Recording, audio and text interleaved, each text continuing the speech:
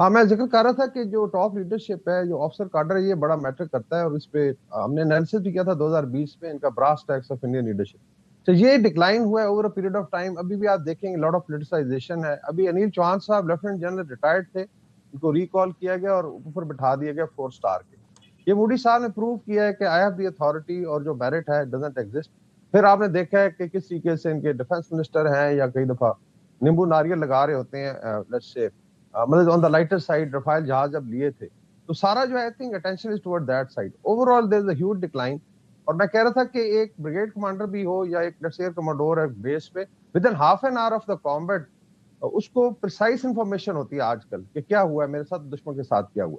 और अगर air chief जागता है 3 महीने बाद और कहता है जी कि मैंने गिराया, तो मेरे ख्याल में बड़े शर्म की बात है कि भारत जैसी सो कॉल्ड प्रोफेशनल फोर्स जो है वो इस तरीके की लीडरशिप है। Then you look at their statements, थे कंट्रोवर्शियल स्टेटमेंट्स आए। अनिल चौहान ने कह दिया जी कि हम 3 दिन हमने फ्लाइंग ही नहीं की थी, फिर उनको चुप करा दिया गया। So I think all told they are in a decline. और दूसरा आई थिंक थोड़ा बात जो मल्टी डोमेन ऑपरेशंस पे, पाकिस्तान की military overall air force, army, navy and now rocket force command 2019 से दे वर वर्किंग, 2020 में they had already mastered it. So we were I think 6 years ahead of them. अभी भी देखें कि भारत में भी सेमिनार्स हो रहे हैं इनकी मिलिट्री करा रही कि मल्टी डोमेन ऑपरेशन होता क्या है। तो ये जो किल चेन क्रिएट की गई जिसमें ये तीनों सर्विसेज आ गई, फिर साइबर और स्पेस कमांड है, फिर इंफॉर्मेशन वॉरफेयर में मीडिया का बहुत बड़ा रोल है, पीआर का बहुत बड़ा रोल है। ये सारा बड़ा आई थिंक वेल कोऑर्डिनेटेड था और इसका फिर एक ओवरऑल इम्पैक्ट आया, definitely led by Pakistan air force. हमेशा मैं कहता हूँ कि बचपन में हम squadron leader MM Alam, later on commodore MM जी आलम का जी जी। सुनते थे। तो now we have seen it, कि हेयर के हमारे जो शाहीन है फिजाइया के, उन्होंने क्या कुछ किया। और आई थिंक दिस इज क्या हैट्स बात है। Off to the leadership and the kind of battle hardened military हो चुकी है जो भारत ने शायद रियलाइज नहीं किया। और फिर एक एडिशनल चीज was chemistry between the people and the military. It was enormous. लोगों ने कहा ये 24 करोड़ लोगों की फौज, इसको आप डिफीट नहीं कर सकते। हर चीज दूसरी चीज से गिरफ्तारी थी। और खालिद साहब जरा आसान अल्फाज में ये दो बातें बताइएगा कि एक तो ये राफेल तो गिरे, लेकिन उस वक्त फजा में जो भी नज़ारा होगा, जाहिर है वो हमको कैमरे की आंख में तो नहीं आ रहा था, ऐसा मंजर कभी हुआ ही नहीं ना हालिया तारीख में कि डॉग फाइट 100+ तैयारों की, जदीद तरीन तैयारों की हो रही है अपनी अपनी सरहदों से, जिसके नतीजे में फिर राफेल गिराया। एक क्विक कमेंट इसमें, और ये वो S-400, राफेल तो बहुत डिस्कस होता ही है, ये S-400 भी क्या हुआ, ये अगर एज अ लेमैन बताएं कि ये क्या होता है और उसके साथ क्या किया था, ये भी जरा आज 1 साल मुकम्मल होने पे जरा बताएं और समझाएं। देखिए, इससे पहले मैं क्विकली बात 30 सेकंड में कमोडोर वजी की बात से एक एडिशनल करना चाहूंगा कि जो उन्होंने कहा कि पाक फिजाइया और पाक बहरिया की बड़ी कोऑर्डिनेशन थी अगेंस्ट एयरक्राफ्ट कैरियर विक्रांत। मैं ये बताना चाहता हूं कि हवा में हमारा टारगेट राफेल था, जमीन पर S-400 था और समंदर में पाक फिजाइया का टारगेट था एयरक्राफ्ट कैरियर विक्रांत। मैं ये आपको बताना चाह रहा हूं राइट। कि उस पाक फिजाइया ने पाक बहरिया को ये श्योर किया था कि आपके अपने एसेट्स भी माशाल्लाह बहुत काबिल हैं, अगर एयरक्राफ्ट कैरियर निकला तो पाकिस्तान बहरिया भी लेकर टेक ऑन कर सकती है। लेकिन मैं ये आपको बता सकता हूं कि पाकिस्तान की फिजाइया ने एक डेडिकेटेड फ्लीट तैयार किया हुआ था अगेंस्ट विक्रांत, कि अगर वो निकाला जाएगा तो उसको पाक फिजाइया भी यूटिलाइज करेगी, नंबर 1। तो इससे अब आते हैं दूसरी राइट। तरफ।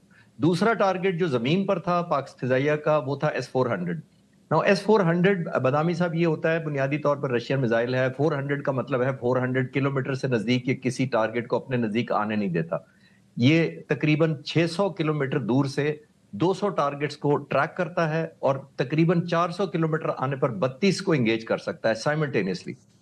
तो ये इतना लीथल है कि जो आने वाला जहाज होता है, फॉर एग्जांपल JF-17 थंडर ने हमला किया था इसके ऊपर, वो उसकी स्पीड अप्रोक्सीमेटली 1000 किलोमीटर थी।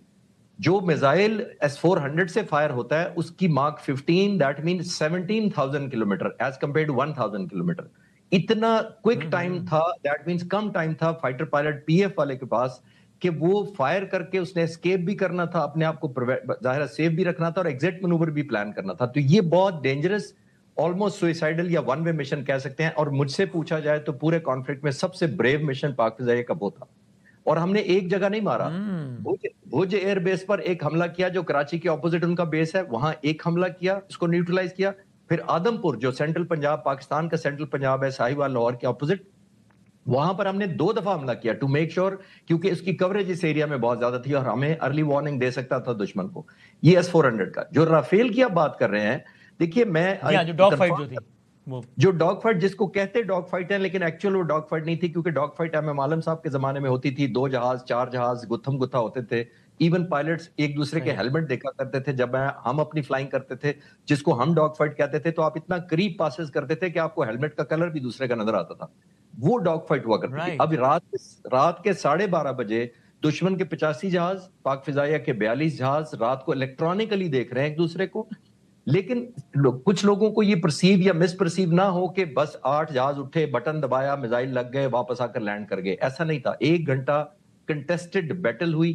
कई जगहों पर उनके जहाज पाक फिजाइया के जहाजों को लॉक कर लेते थे, इनका खतरे में आ जाती थी ज़ाहिर सर्वाइवेबिलिटी। काफी दफा इन्होंने लॉक ब्रेक किए, अंडू करके दोबारा इंडियन जहाजों को लॉक बैक किया। तो it was a very very nerve breaking, जिसको कहते हैं ना, वॉर थी।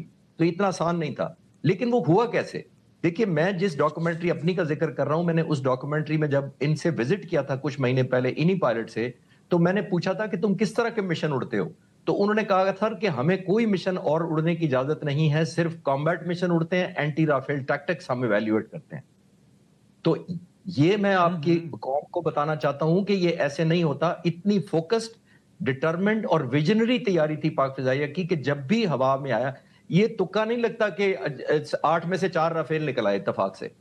प्लान था, ये डेडिकेटेड था कि ये माइट है, ये मिथ है, ये किस्म की एक गुरूर या अना तोड़ देगा अगर ये राफेल हमने टारगेट कर लिया। और वही हुआ कि इंडिया की विल टू फाइट खत्म हो गई जब हवा में 4 राफेल प्लस 4, जमीन पर आपने देखा S-400, और समंदर में उनको विक्रांत लाने की हिम्मत ही नहीं हुई।